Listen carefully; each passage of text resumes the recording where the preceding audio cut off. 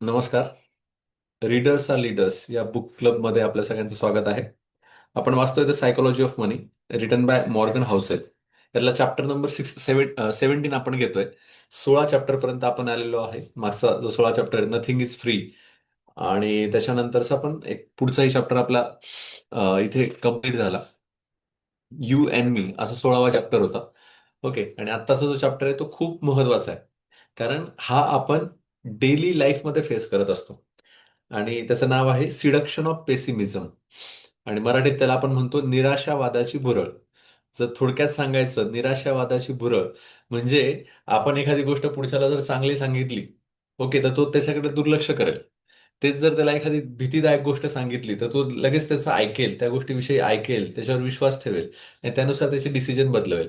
म्हणजे एखादी भीतीदायक किंवा सरप्रायझिंग किंवा निराशावादी, म्हणजे जिथे काहीतरी निगेटिव्ह घडणार आहे असं सांगितलं तर लोकांना लगेच ऐकायला आवडतं. लोक ते कान देऊन ऐकतात. ओके, पण एखादी चांगली गोष्ट म्हटली तर त्यांना ते त्याच्यावर विश्वासही ठेवत नाहीत ते.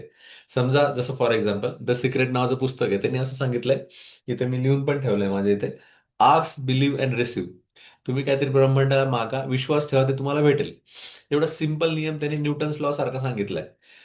आणि हे जर आता तुम्हाला मी सांगतोय किंवा मला कोणी सांगतोय तर आपण लगेच निश्चित ते त्याच्यावर बिलीव्ह नाही करणार की हे होईल का, आपण शंका घेऊ. पण तेच समजा मी सांगितलं की अरे ह्या ठिकाणी ना भूत आहे. ओके, आता त्या जो सांगतोय त्याचाही पत्ता नाहीये. ओके, तो असं चालता चालता सांगतोय, तरी पण आपण लक्षात ठेवतो आणि आपण 4 जणांना सांगतो अरे ह्या इथे भूत आहे. म्हणजे एक्झाम्पल देतोय, असं निगेटिव्ह एक्झाम्पल तुम्ही कुठलेही घेऊ शकता. द थिंग इज दॅट की अशा काही गोष्टी आपण लगेच बिलीव्ह करतो. ओके, पण चांगल्या गोष्टी बिलीव्ह करत नाही. तर हे सांगितलं ही ह्युमन टेंडन्सी आहे. तर हा चॅप्टर त्यावर पूर्ण बेस आहे. तर आपण स्टेप बाय स्टेप समजून घेऊया. त्यांनी एक साधा प्रश्न असा विचारलाय: निराशेच्या बातम्याच आपल्याला जास्त खऱ्या का वाटतात, जरी जग बहुतांश वेळा सुधरत असतं? म्हणजे निगेटिव्ह ज्या न्यूज आहेत त्या आपल्याला खूप आवडतात. आपण त्याच्यावर विश्वास ठेवतो आणि त्याच आपण जास्त त्या मोहात जास्त पडतो. जरी पण त्या सत्यात उतरत नसतील, जरी पण आपल्याला दिसतंय की अरे ह्या आयुष्यात तर खूप छान घडतंय, जीडीपी तर चांगला वाढतोय, किंवा इथं तर इम्प्रुव्हमेंट खूप चांगले होते, त्याच्यावर आपण विश्वास ठेवत नाही. आपण निगेटिव्ह गोष्टींवर लवकर विश्वास ठेवतो. तर असा एक सिंपल प्रश्न आहे दिलाय की बरोबर आहे की नाही, तर त्याचं उत्तर आहे बरोबर आहे. मग त्यांनी सांगितलंय, एक स्टेटमेंट सांगतात ते इतिहासकार डिट्रे यांचं. ते असं म्हणतात: जगाचा विनाश होणार आहे असं ऐकायला लोकांना का आवडतं, हे मला आजवर कधीच समजलेलं नाही. जसं काही स्टुडंट विचारतात, सर जग कसं निर्माण झालं आणि कसं आता संपेल हो?" अरे म्हटलं, अजून आपण आहोत आता, जग तू आनंद घे. नाही नाही सर, सांगा म्हणे जग कसं नष्ट होईल. मग ते लगेच बिग बँग सांगावं लागलं की त्याच्यातून आपण तयार झालोय, आणि नंतर मग काय एंट्रोपी वाढत जाईल, बरोबर ना? मग ते एकदम शेवटी म्हणजे खूप बिलियन्स ऑफ इयर नंतर इतकी सगळी एंट्रोपी वाढेल की सगळं नष्ट होऊन जाईल. नष्ट एकदा झालं की मग परत शांतता पसरेल आणि त्या शांततेतनं परत हे होईल. तर they are interested in that की हे कसं संपेल, म्हणजे या निगेटिव्ह जी गोष्टी कधी संपेल, कधी काय होईल, याच्याबद्दल जास्त उत्सुकता आपल्याला असते. तेच जर आपण काय करून आपलं आयुष्य मोठं करू शकतो, हे फार काही त्यांना आवडत नाही. त्याच्या अजून एक म्हणजे जस्ट ती गोष्ट नाही सांगत, कारण त्या संदर्भातले काही विद्यार्थी पण हे ऐकत असतात, मग ते म्हणतील की तीच गोष्ट सांगताय का काय, त्यामुळे ती नाही सांगत. आता पुढचं घेतो. पुढे त्यांनी सांगितलंय: शेअर बाजार गेल्या 100 वर्षात 17 पट वाढ झाला. म्हणजे शेअर मार्केटच्या न्यूज तर आपण ऐकतोच ना निगेटिव्ह, पण तुम्हाला हे माहितीये का, ह्याच शेअर मार्केटविषयी एवढ्या निगेटिव्ह बातम्या चालू आहे, तरी एवढ्या 100 वर्षामध्ये 17,000 पट शेअर मार्केट वाढलेलं आहे. जग वैद्यकीय दृष्ट्या, आर्थिक दृष्ट्या सुधारत चाललंय. आधी नुसतं ट्रीटमेंट घ्यायची असेल डॉक्टरशी, तरी पण मग खूप विचारपूर्वक आपण डॉक्टरकडे जात होतो, डॉक्टरची अपॉइंटमेंट घेत होतो. आता सर्रास डॉक्टर उपलब्ध आहे.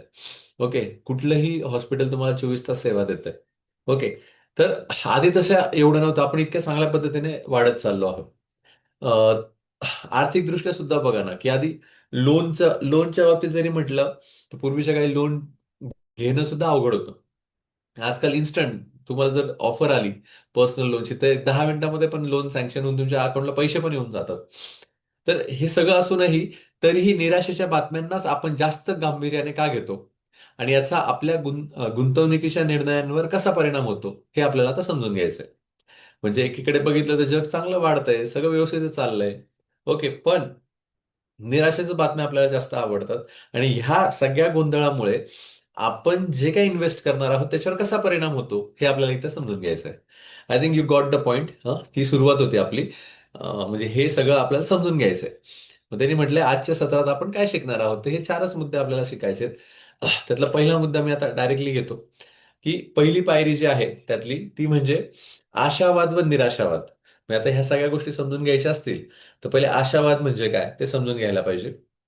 मग ते असं म्हणताय, चांगला निकाल मिळवण्याची शक्यता आपल्या बाजूने आहे असा दीर्घकालीन विश्वास, वाटेत अडथळे येतीलच. म्हणजे आशावाद म्हणजे काय, की whatever I am doing right now, whatever the things I am investing, okay, हे योग्यच आहे आणि मला काही वर्षानंतर याचा पॉझिटिव्ह परतावा मिळणारच आहे. हा जो काही विश्वास आहे याला आपण आशावाद म्हणू शकतो. सावधान, आता पुढे त्यांनी म्हटलंय की सर्व काही उत्तमच होईल असं मानणं म्हणजे आशावाद नाही, ती फक्त बेफिकिरी आहे. म्हणजे यात दुसरं पण टोक आहे ना, आशावाद आणि बेफिकिरी यात पण फरक आहे. आशावाद म्हणजे अरे मला माहिती आहे हे खूप चांगलं होईल आणि याच्यामध्ये माझे एफर्ट्स पण ऍड केलेले आहेत. ओके, पण बेफिकिरी म्हणजे काय, अरे जे होईल ते होईल पण चांगलंच होईल, काय टेन्शन नाही, आता मी आहे ना, आता मस्त जगून घेतो. ओके, ही बेफिकिरी झाली. पण इथं आशावाद म्हणजे त्यांनी क्लिअर सांगितलं मी प्रयत्न करतोय.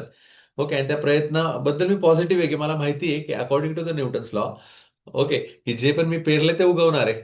ओके, माझ्या प्रत्येक ऍक्शनला अपोजिट ऍक्शन आहे. आज जर मी रोज जर चुकीच्या गोष्टी करतोय तर मला आयुष्यात फळ मिळणारच आहे. तसं मला माहिती मी रोज चांगलं करतोय तर मला काहीतरी पॉझिटिव्ह मिळणारच आहे. तर हे झालं आशावाद. निराशावाद बाबतीमध्ये काय म्हटलंय, की आशावादापेक्षा जास्त सामान्य आणि जास्त हुशार, अभ्यासू वाटणारा दृष्टिकोन. म्हणजे उलट त्यांनी म्हटलं का, निराशावाद म्हणजे जास्त अभ्यासू वाटतो. तर कोणी सांगत अरे असं असं होणार आहे तर आपण जास्त लवकर बघतो, कारण चांगलं तर होणारच असतं, माहिती असतं आपल्याला. पण त्याच्याही कोणी चुकीचं होणार आहे म्हटलं की आपल्याला तर असं वाटतं अरे यांनी बराच अभ्यास केल्यावर का हा सांगतोय की असं असं होणार आहे. धोक्याकडे लक्ष देणं हे आपल्या अस्तित्वासाठी उत्क्रांतीने आपल्याला रुजवलेलं आहे. म्हणूनच तो सहज खरा वाटतो. हा जो निराशावाद आहे, जो की आपल्याला असं खूप अभ्यासू वाटतो, पण त्याच्यावर आपण चटकन विश्वास पण ठेवतो. म्हणजे एखाद्या चुकीच्या गोष्टी होणार आहेत बुवा, निराशवाद याच्यावर पटकन ठेवतो का, कारण उत्क्रांतीमध्येच ते सांगितलेलं आहे ना. जसं जेव्हा उत्क्रांतीमध्ये पण आपल्याला माहिती आहे की अरे कोणी म्हटलं वाघ आलाय, तर येणार म्हणजे तुम्ही समजा जंगलात राहताय, वाघ आलाय म्हटलं तुम्हाला पटकन सावधगिरी, कारण वेळ कमी असायचा. त्यात पटकन तुम्हाला चांगल्या ठिकाणी मूव्ह होणं, झाडावर चढणं हे गरजेचं असायचं. त्यामुळे कोणी जर असं निगेटिव्ह बोलतंय तर उत्क्रांतवादामध्ये स्वतःचा प्राण वाचवण्यासाठी केलेली कृती, साठी घेतलेला वेळ आपल्याला खूप कमी असायचा.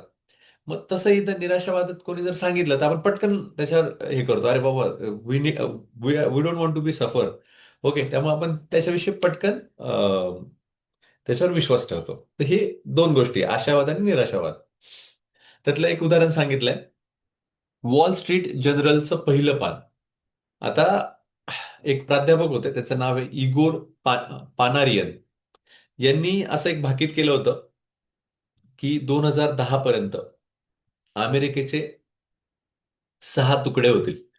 मग त्यांनी 6 तुकड्यांमध्ये सांगितलं होतं की अलास्का रशियाकडे परत जाईल, कॅलिफोर्निया चीनच्या प्रभावाखाली जाईल, टेक्सास मेक्सिकोच्या प्रभावाखाली जाईल, वॉशिंग्टन न्यूयॉर्क युरोपियन मध्ये सामील होईल. असे त्यांनी जवळजवळ 6 भाकीत केलेले होते आणि सांगितलं होतं हे जूनमध्ये 2010 पर्यंत हे होऊन जाईल.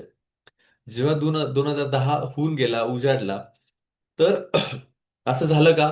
तर अजिबात झालं नाही. तुकडे झाले का? अजिबात झाले नाही. तरीही भविष्यवाणी जगातील सर्वात प्रतिष्ठित आर्थिक वर्तमानाच्या पहिल्या पानावर छापली गेली. म्हणजे बघा, आज यांनी भाकीत केलं होतं तसं काहीच घडलं नाही, पण तरी पण ते पहिल्या पानावर त्यांनी छापलं होतं की बघा असं असं होणार होतं, असं झालं नाही. Okay, the thing is that निराशावाद्याला पण किती इम्पॉर्टन्स दिलं.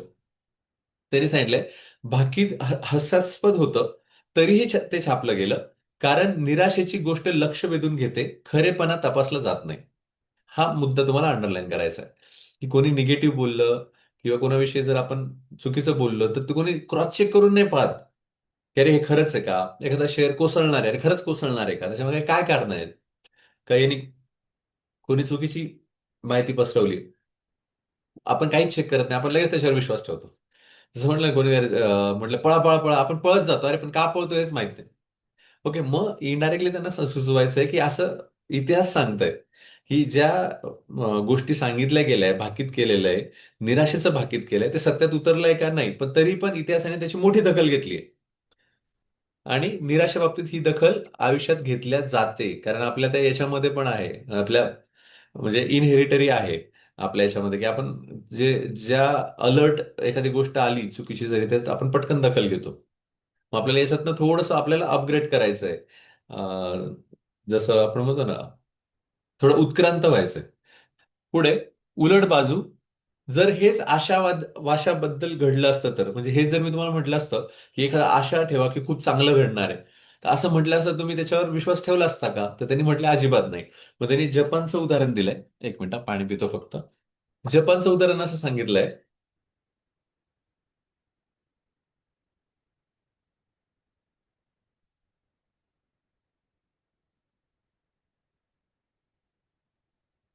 जसं 1995 साली हिरोशिमा आणि नागासाकी याच्यावर बॉम्ब टाकला गेला. ओके, जपान पूर्ण उद्ध्वस्त झालं होतं ते शहर. आणि त्यावेळेस जर उद्ध्वस्त झाल्या एकदम सगळं उद्ध्वस्त, एवढे लाखो माणसं मेल्या गेलेली आहेत. आणि त्यावेळेस जर त्यांनी असं सांगितलं असतं की येणाऱ्या पुढील काही वर्षात आमची अर्थव्यवस्था 15% वाढेल, आमचं आयुर्मान 2%, 2 पट होईल, म्हणजे 2% वाढेल असं जरा, आणि पुढील 40 वर्षामध्ये आमची बेरोजगारी म्हणजे जो अनएम्प्लॉयमेंट आहे, ही 6%च्या खाली येईल. त्याच पद्धतीने इलेक्ट्रॉनिक्समध्ये आम्ही एक नंबरला असू, असं समजा जपानने भाकीत केलं असतं, तर किती लोकांनी त्याच्यावर विश्वास ठेवला असता? तो ऑथर म्हणतो की सगळ्यांनी त्याची टिंगल टवाळे केली असती, सगळेजण हसले असते. ओके. निराशेच्या बाबतीमध्ये आपण अजिबात हसत नाही. निराशेच्या बाबतीत आपण अजिबात क्वेश्चन रेज करत नाही. निराशेच्या बाबतीत आपण लगेच विश्वास ठेवतो. पण आशावाद कोणी सांगितलं तर हा आपण हलक्यात घेतो. का? कारण त्याची झळ आपल्याला पोहोचणार नसते. झालं तर चांगलं, जर नाही झालं तर आपण जगतोच आहे. पण निराशावाद म्हटलं की पटकन आपण लगेच ते अंगीकारतो विदाऊट एनी क्रॉस क्वेश्चन. तर हे त्यांनी आपल्याला क्लिअर उलटी बाजू आपल्याला समजून सांगितली. निराशेचं भाकीत सहज खपतं, पण तेवढ्याच किंवा जास्त क्षमतेचं आशेचं भाकीत हास्यास्पद वाटतं. We laugh on that. वस्तुस्थिती काहीही असो, म्हणजे नेमकं काही असलं तरी आपण ते खूप हलक्यात घेतो. जसं त्यांनी सांगितलंय, पानीरचं भाकीत खोटं ठरलं, म्हणजे जो म्हटला की 2010ला हे 6 तुकडे होतील युएसचे, ते खोटं ठरलं, तरीही सर्वत्र छापलं गेलं. जपानचं भाकीत खरं ठरलं असलं तरी हास्यास्पद वाटत असतं. सत्य काय आहे यापेक्षा गोष्ट कशी सांगितली आहे, निराशेची की आशेची, यावर तिची विश्वासार्हता किंवा प्रसिद्धी ठरते. ही आपल्या मेंदूची सहज प्रवृत्ती आहे, चूक नाही. पण गुंतवणूकदार म्हणून ती ओळखणं गरजेचं आहे. म्हणजे आता ही गोष्ट तुम्हाला कुठल्याही म्हणता ना आपण, कोणी तुम्हाला पटवून देताना, ज्याला माहिती आहे की आपण घाबरणारे जास्त आहे, मग तो त्या पद्धतीने तुम्हाला एखादी गोष्ट समजून सांगेल. समजा टर्म लाईन इन्शुरन्स आहे किंवा इन्शुरन्स आहे, मग तो तुम्हाला अशा पद्धतीने घाबरून देईल तुम्ही लगेच ती पॉलिसी काढाल. ओके, मी याच्या विरोधात नाही, मी फक्त सांगतोय. तर तुम्ही त्यानुसार क्रॉस चेक करून घेतलं पाहिजे, की फक्त मी घाबरलोय बुवा, कारण निराशावादी असल्यामुळे आपण लगेच घाबरतो, लगेच काही गोष्टी लगेच निर्णय घेऊन टाकतो. तर तसं न करता थोडा विचार करायचा, त्यातल्या त्यात बेस्ट काय करता येईल आपल्याला त्याचा विचार करायचा. निराशावाद इतका टिकून का राहतो, याची 3 नेमकी कारणं पाहूया. मग आपण एवढे निराशावादी का आहोत, किंवा आपण का असं लावून धरतो निराशावादाला, तर त्याचे 3 कारण आहेत. पहिलं कारण आहे, पैसा सर्वव्यापी आहे. याच्यावर परत आपण डिटेल बोलणार आहे. दुसरं असं म्हटलंय की सरळ रेषेतील अंदाज. आणि तिसरं म्हटलंय प्रगती हळू, संकट वेगवान. मग पहिलं आपण घेतोय, डिटेलमध्ये आपण बघूया. पहिलं कारण आहे, आपण खूप निराशावादी असतो, त्याचं कारण आहे की पैसा सर्वव्यापी आहे. पैशाबाबतीतली कुठलीही गोष्ट जर तुमच्या समोर आली, ओके, तर त्याच्यावर आपण लवकर विश्वास ठेवतो, कारण आपल्या रोजच्या जीवनाचा भाग म्हणजे पैसा. कारण सगळ्यांना तो लागतो आणि सगळ्यांना तो उपयोगी पडतो. जसं हिने म्हटलंय की अमेरिकेमध्ये हरिकेन्स म्हणजे वादळ येतात, आणि त्या वादळांच्या ज्या न्यूजकडे 92% अमेरिकन इग्नोर करतात. का इग्नोर करतात? कारण they are not part of that. एक सर्टन अमेरिकेच्या एका बाजूला तो हॅरिकेन येतोय, ते वादळ येतंय, त्यांना काही फरक नाही पडत. पण तेच समजा आर्थिक रेसेशनची बातमी आली, तर 100% अमेरिकन ती वाचतात. शेअर बाजार, नोकऱ्या, बचत प्रत्येकावर परिणाम. त्यामुळे त्याचा सर्वत्र लक्ष वेधलं जातं. कारण मला माहिती आहे की यार तिथे, जसं आपण पण माहिती आहे तुम्हाला, इंडियन ट्रेडर हे युएस ट्रेडर युएसचं सगळं फॉलो करत असतात. डॉक्स इंडेक्स असेल, डो इंडेक्स असेल किंवा काय तुमचे जे इंडेक्स आहेत ते आपण सगळे बघत असतो आणि ते आदल्या दिवशी अपडेट होतात, रात्री अपडेट होतात आणि त्यानुसार आपण बघतो की अरे हे चाललंय. त्यानुसार आपल्या इथं पण होतं उद्या एकतर निफ्टी वाढेल किंवा पडेल याचाही आपण अंदाज घेत असतो.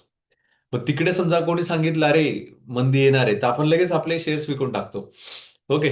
म्हणजे जे काय ते डिसिजन घेत असतो.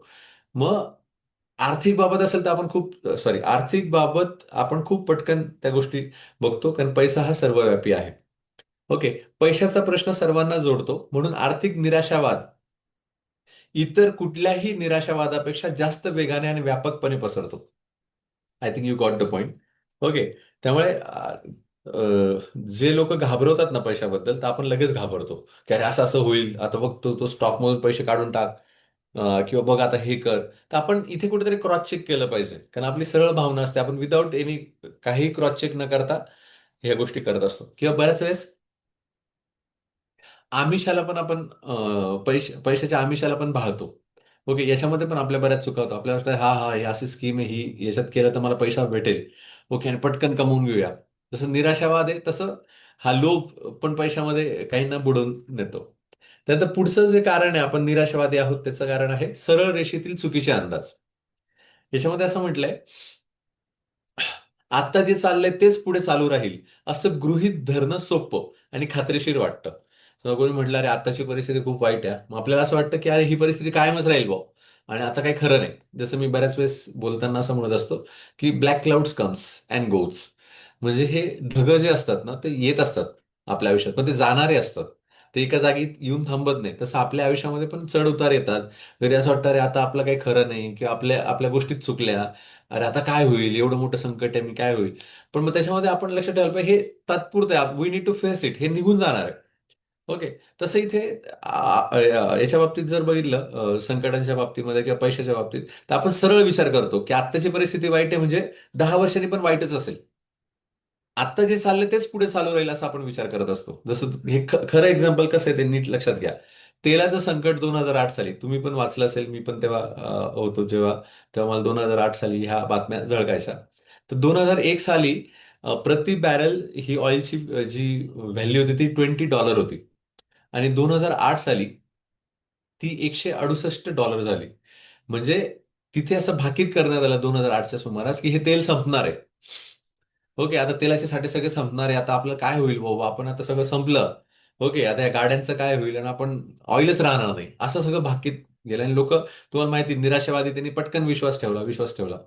पण त्यांनी असं सांगितलं की लगेच 2019 पर्यंत काय झालंय, 2008 साली एवढं बॅरल झालं होतं आणि तेल संपणार होतं, आणि 2019 साली काय झालं, 2019 साली वर्षाला नाही, दिवसाला 130 लाख 130 लाख एवढं ऑइल उत्पन्न तयार झालं पर डे. म्हणजे संपलं नाही, उलट वाढलं. कसं वाढलं? कारण तिथे एक शोध लागला, त्याला म्हटले फ्रँकलिनमुळे उत्पादन 2.5 पट वाढले. फ्रँकलिनचा थोडा मी सर्च घेतला. फ्रँकलिन म्हणजे हायड्रॉलिक फ्रॅक्चरिंग. म्हणजे जे काही ऑइल माइन्स असतात जिथे तेल तयार होतं, तर ते काय करतात की त्या दगडांवर, ओके, तर दगडांवर प्रेशराईज करतात, हायड्रोलिक प्रेशर करतात. त्याच्यामध्ये वाळू, पाणी आणि काही केमिकल्स ऍड करून ते दगडांवर जोरात प्रेशराईज करतात. त्यामुळे ते दगड फ्रॅक्चर्स होतात त्या ऑइल माइन्स मधले. फ्रॅक्चर झाल्यामुळे काय होतं, त्याच्या आतमधले जे काही वायू असतात, दॅट इज गॅसेस असतात, किंवा जे ऑइल असतं ते पाझरायला सुरुवात होते, निघायला सुरुवात होते.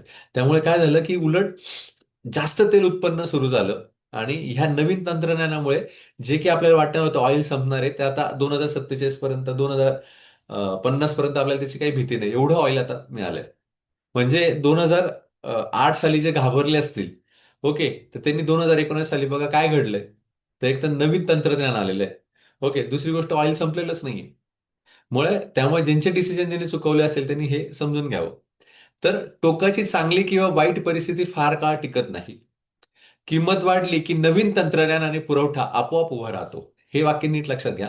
नवीन तंत्रज्ञान म्हणजे काहीतरी नवीन टेक्नॉलॉजी येऊन जाते, आणि पुरवठा पुरवठा पण मिळतो.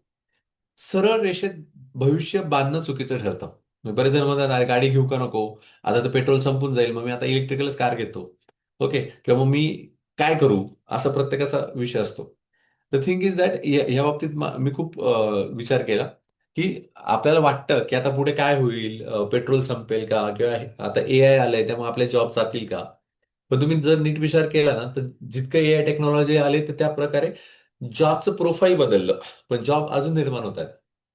ओके, भरपूर जॉब निर्माण होतात. फक्त तुम्हाला ते एआय वापरता आलं पाहिजे, त्यानुसार तुम्ही अपडेट केलं पाहिजे.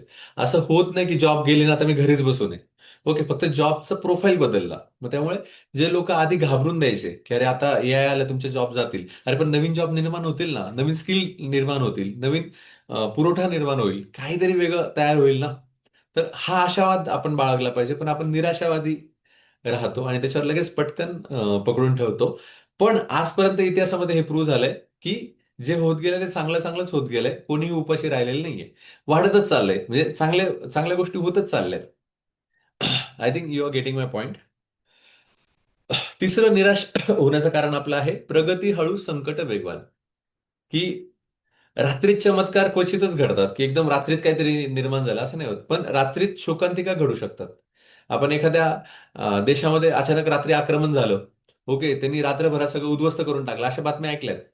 ओके, पण एखाद्या देशामध्ये यार पूल बांधला, एका रात्रीत बांधला म्हणतो का? नाही, अरे ते खूप 20 वर्षापासून, 10 वर्षापासून काम करतात, आता तो पूल पूर्ण झालाय. म्हणजे जी प्रगती असते ती हळूहळू होत असते. मात्र संकट हे अचानक येत असतात.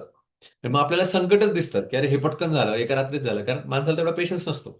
पण चांगल्या गोष्टी घडतायत का घडत नाही, तर घडतायत, त्या आपण बघतच नाही. म्हणून प्रगतीची नोंद होत नाही, पण संकट लगेच सर्वांच्या नजरेत येतं. आता 9/11 जो हल्ला झाला, जो ट्रेड सेंटर होतं, ते तेव्हा कळलं आपल्याला की अरे बाबा हे वर्ल्ड ट्रेड सेंटर आहे आणि याच्यामध्ये हल्ला झालाय आणि ते एका रात्रीत कोसळलं. पण ते बांधायला पण कितीतरी, त्याचंही मोठं, तुम्ही नॅशनल जॉग्राफीला बघितलं, त्याचंही मोठं आहे की कशा रीतीने बांधण्यात आलं.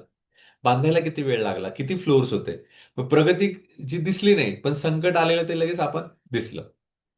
त्याच पद्धतीने राईड बंधू आणि विमान, त्याचं त्यांनी सांगितलंय की उडणारं यंत्र अशक्य असं सगळे म्हणायचे. मग पहिलं उड्डाण त्यांनी 1903 साली केलं, पण त्याची कोणी दखलच घेतली नाही. मग 4.5 वर्षांनी जगाला कळलं. म्हणजे 1903 साली त्यांनी उड्डाण घेतलं होतं आणि 1908 साली जगाला कळलं की अरे हा, राईड बंधूंनी हे विमान तयार केलं आणि असं काहीतरी उडू शकतं. कोसळल्याच्या बातम्या लगेच येतात, उडल्याच्या बातम्या काही येत नाही. त्याच पद्धतीने हृदयरोगामुळे मृत्यू दर. तुम्हाला जर माहिती असेल की पूर्वी सगळे हृदयरोगावर एवढं काही औषधं नव्हते, जसं आता सिस प्लॅटिनम वगैरे कॅन्सरसाठी वापरतात. पण हे they are talking about heart right नाव, की हृदयरोगावर असं काही थांबपणे औषध नव्हतं. पण जर तुम्ही आतापर्यंत बघितलं तर इतके काहीतरी संशोधन झालेले आहेत की हृदयरोगावर सुद्धा त्याचं जे प्रमाण आहे, त्यामुळे दगावणाऱ्याचं प्रमाण 70% कमी झालंय. पण तरी आपण इतकं घाबरतो, अरे त्याला हार्ट अटॅक आला, त्याला कॅन्सर झाला. ओके, आणि एकदम घाबरतो आपण, आपले डिसिजन बदलतो. पण तुम्हाला हे माहित नाही की आता खूप नवीन टेक्नॉलॉजी आल्यामुळे हे प्रमाण शून्य झालं. आधी कॅन्सर म्हटलं की तो परत होतच नव्हता, बरा होतच नव्हता, तो माणूस गेलाच असं जमायचं. पण आता असे कितीतरी केसेस ते बरे झालेत. ओके, मग हे आपण समजून घेतलं पाहिजे. आपला मेंदू अचानक घडणाऱ्या गोष्टींना जास्त महत्त्व देतो. म्हणूनच हळूहळू होणारी मोठी प्रगती दुर्लक्षित राहते आणि संकटाची चर्चा जास्त होते. Yes or no? I think you got the point. पुढे बघा. तिन्ही कारणं वेगळी वाटतात, पण त्यांचा एक समान धागा आहे की ते सर्वव्यापी आहेत, सरळ रेषेत ते मांडल्या जातात आणि वेगवान आहेत. म्हणजे ही निराशा येणं वेगवान दिसते आपल्याला, त्यामुळे त्याच्यावर आपण चटकन विश्वास ठेवतो.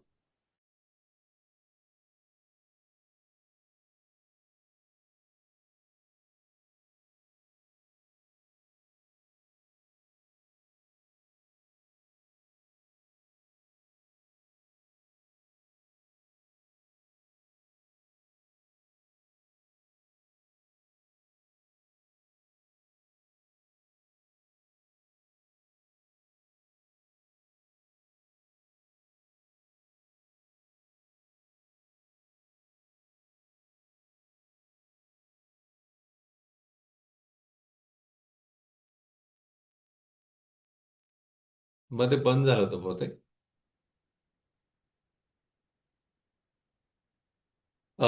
तुम्हाला सगळ्यांना हे दिसतंय ना? हॅलो, आवाज येतोय माझा? Yes, audible. ओके, ठीक आहे. मग पुढे आपलं काय चाललं होतं? हं. तर त्यामुळे आपण जरी ते चुकीचं वाटलं तरी त्याच्यावर लवकर विश्वास ठेवतो.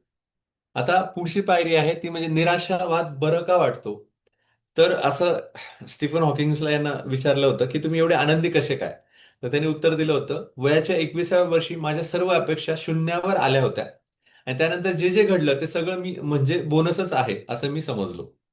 म्हणजे त्याने म्हटलं की मी इतका आनंदी काय 21व्या वर्षी माझ्या सगळ्या अपेक्षा मी शून्यावर आणून ठेवल्या की आता काही इच्छा नाहीये. आता जे काही रोज मिळतंय त्याच्यावर मी आनंदी राहत होतो. आणि ते आनंदाच्या गोष्टीमध्ये ते एवढं चांगलं संशोधन ते करू शकले. अपेक्षा जितक्या कमी तितकं आनंदी आश्चर्य जास्त. निराशावाद स्वीकारला की निकाल नेहमी अपेक्षापेक्षा बरा वाटतो.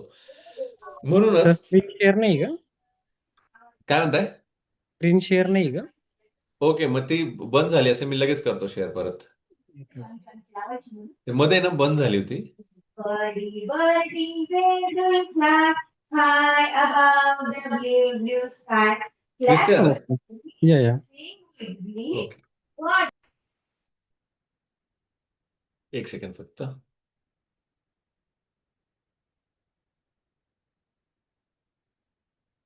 हम्म. तर त्यामुळे आपल्याला निराशावाद हा बरा वाटतो. त्याचं कारण जे आहे की सॉरी, अपेक्षा जितक्या कमी तितका आपण जास्त आनंदी राहतो. अपेक्षा जितक्या जास्त तेवढं आपण जास्त टेन्शनमध्ये राहतो. निराश खूप लवकर होतो. चौथी पायरी आहे सर्वात मोठं उदाहरण, दॅट इज म्हणजे एलियन्स, परग्रहवासियांची गोष्ट. त्यांनी असं सांगितलं, असं इमॅजिन करा की तुम्ही राहतात युनिव्हर्समध्ये आणि बाहेरची लोक म्हणजे परग्रहवासी एलियन्स आपल्याला बघतात. तर ते बघतात तेव्हा त्यांना काय दिसेल? तर त्यांना असं दिसेल, जेवढी लोक आहेत तेवढ्याच नोकऱ्यांच्या जागा आहेत, तेवढेच कारखाने व महामार्ग आहेत, तेवढीच विद्यापीठे आहेत, तेवढेच पेटंट्स आहेत. तंत्रज्ञान उलट अधिक सुधारलेले आहेत. इकडचे लोक चांगले दळणवळण करतायत, कम्युनिकेट करतायत, असं बाहेरच्या लोकांना दिसेल. तेच जर तुम्ही इथे जर बघितलं, तुम्हाला असं दिसेल, अरे 16 लाख कोटी संपत्ती घटलीये. 1 कोटीहून अधिक लोक बेरोजगार झालेले आहेत. शेअर बाजार निम्म्यावर घसरला आहे. म्हणजे काय फरक फक्त एकच होता, घरांच्या किमती व बँकांवरील विश्वासाच्या कथा आपण मानणं सोडून दिलं.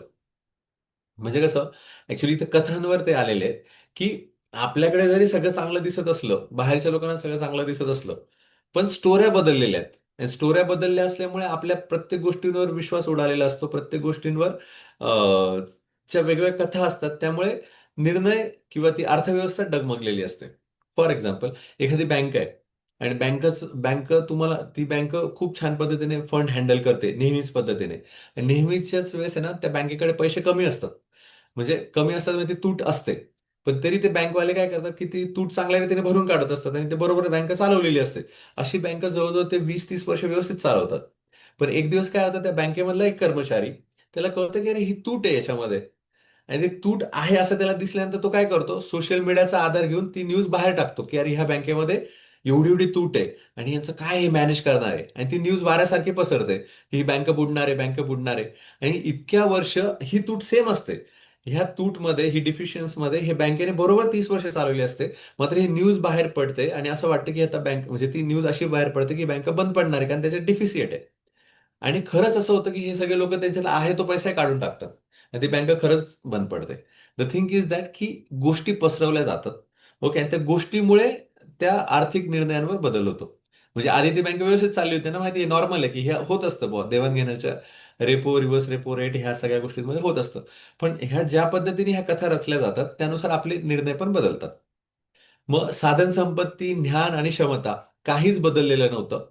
फक्त आपण मानलेली कथा कोसळली आणि तिनेच खरी अर्थव्यवस्था हादरवली. आपण तेच बघतो ना, अरे इराण आणि अमेरिकेत युद्ध झालं, अरे तुम्हाला लगेच थोडं काही इम्पॅक्ट होणार आहे. पण त्याच्या आतच आपण लगेच घाबरतो आणि लगेच आपली जी काही इन्व्हेस्टमेंट केलं ते काढून घेतो. ओके, म्हणजे असे बरेच बदल आपण करत असतो. तर मग इथं ऑथर असं म्हणतो की तुम्ही शांत व्हा, तुम्ही लॉंग टर्म मध्ये प्रॉफिटमध्येच असणार आहे. लगेच एकदम घाबरून जाऊ नका. आणि ह्या सगळ्या कथा आहेत आणि माणूस हा इमोशनल असल्यामुळे आपण ह्या कथांवर विश्वास ठेवतो. शेवटाकडे आपण वळतोय. निराशवाद हुशार व खरा वाटतो. 3 कारणांमुळे तो सतत बळकट होत राहतो. अपेक्षा कमी ठेवल्याने तो भावनिकदृष्ट्या सुखद वाटतो. पण खरी अर्थव्यवस्था चालते कथांवर आणि तथ्यांवर नाही. मग तथ्य कोणी बघत नाही, सगळेजण कथा बघतात.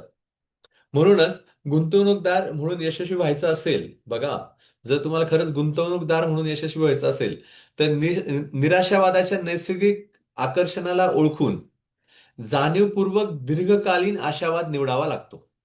म्हणजे तुम्ही यू आर ह्युमन, त्यामुळे निराशावाद तुमच्या समोर येणारच आहे, त्याच्या गोष्टी येणारच आहे. पण याला हा नैसर्गिक आहे, पण याला तुम्ही ओळखून ओळखून घ्यायचं की अरे हे मी खरं जास्त हे करतोय का, आणि तो ओळखून तुम्ही आर्थिक निर्णय घ्यायचे. नाही तर आला एकदम वादळ आणि मी एक घाबरलो आणि लगेच मी सगळं माझे निर्णय चेंज करून टाकले, तर असं अजिबात करायचं नाही.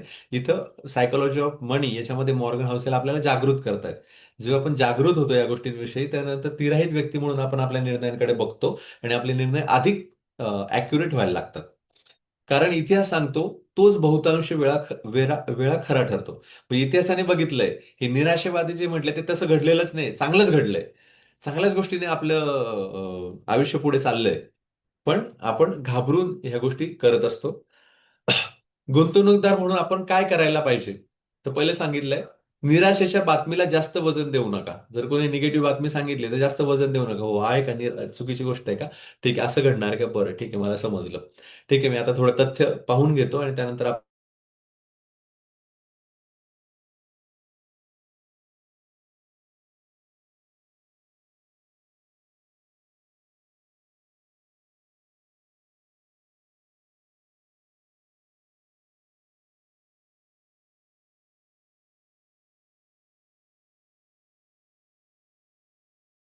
बांधू नका. बाजार व तंत्रज्ञान संकटालाही उत्तर शोधतात, हेच लक्षात ठेवा. माझं इंटरनेट थोडं अनस्टेबल आहे बहुतेक, त्याच्यामुळे हे जात आहे.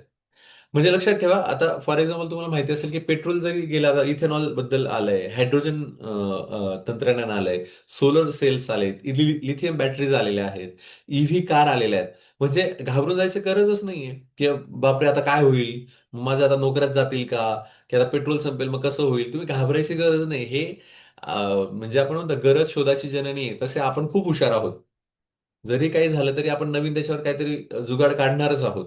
तेव्हा अजिबात घाबरायची गरज नाही. चांगल्या रीतीने अभ्यास करून गुंतवणूक करा आणि मागे हटू नका. दीर्घकालीन आकडे पहा, बातम्या नाही. दीर्घकाळ काय होतंय, जसं तुम्ही काही जण म्युच्युअल फंड्स वगैरे करत असाल, तर ते साधारण 3 वर्षामध्ये याचा CAGR काय होता आपण बघतो. ओके, किंवा आतापर्यंत काय कशा पद्धतीने रिटर्न्स दिले ते बघतो आणि मग गुंतवतो. ओके, त्याच पद्धतीने तुमचे ज्या काही बातम्या येत असतील त्याचं दीर्घकालीन बघा, त्याचं फ्युचर बघा, की आतापर्यंत काय झालंय, असं झालंय का? आणि त्यानुसार तुम्ही बातम्या नीट क्रॉस चेक करून विश्वास ठेवा. प्रगती हळू दिसते, म्हणून महिन्या, वर्षाऐवजी दशकांचा विचार करा. म्हणजे लाँग टर्म विचार तुम्ही करा. तुमची स्वतःची कथा ठरवा आणि टिकून राहा. बाजाराच्या रोजच्या गोंधळात अडकू नका. तुमचं ध्येय स्पष्ट ठेवा. जसं करोना काळात पण मी 2 वर्ष टीव्ही वापरला नव्हता. म्हटलं ह्या न्यूज नकोच. कारण त्यामुळे आपण रोजचा हाय डाऊन व्हायचो. त्यापेक्षा मी द सिक्रेट वाचलं तेव्हा आणि असं ठरवलं की नाही, आपल्याला लाँग टर्म प्लॅन करायचा आहे, शॉर्ट टर्म प्लॅन नाही करायचा आहे. उद्या मी मरेल का? उद्याचं नाही. I I came here to live long. Okay, त्यामुळे आय विल प्लॅन अकॉर्डिंगली. मी का शॉर्ट विचार करू? ओके, तर त्यानुसार भव्य विचार करा, मोठा विचार करा. रोजच्या जिथे तुम्हाला माहिती आहे, जिथे निगेटिव्ह गोष्टी तिथे जास्त विचार करू नका. काही माणसांना क्राईम रिपोर्ट पेपर वाचायला आवडतात. त्यांच्या घरी पण क्राईम रिपोर्ट पेपर येतो. कारण त्यांना आवडतं ते. हे निराशा गोष्टी, असा खून झाला, तसा खून झाला. काही लोक रात्री क्राईम रिपोर्ट बघतात. ओके, की अरे हे झालं, ते झालं, आणि त्यांच्या डोक्यात सारखं तेच चालू असतं. ह्या सिरियली पण चालतात, त्याच्यामध्ये बऱ्याच गोष्टी ह्या पद्धतीच्या दिलेल्या असतात. ते माणसाला आवडतं. ओके, प्रवासाला जाताना पण आई तर आपल्याला अर्ध घाबरून टाकते, की असं होईल, तसं होईल. ओके, त्या मानाने वडील आपल्याला प्रोत्साहन देतात, की नाही तू बिंदास जा, काही होत नाही रे. त्यांनी एवढा वर्ष प्रवास केलेला असतो. असं खूप रेअर घडतं, की अशा चुकीच्या घटना घडलेल्या असतात. अवेअर होणं खरं आहे, पण मग त्यासाठी प्रवासच सोडून देणं हे चुकीचं आहे. जसं माझा भाचा आता मुंबईला असतो.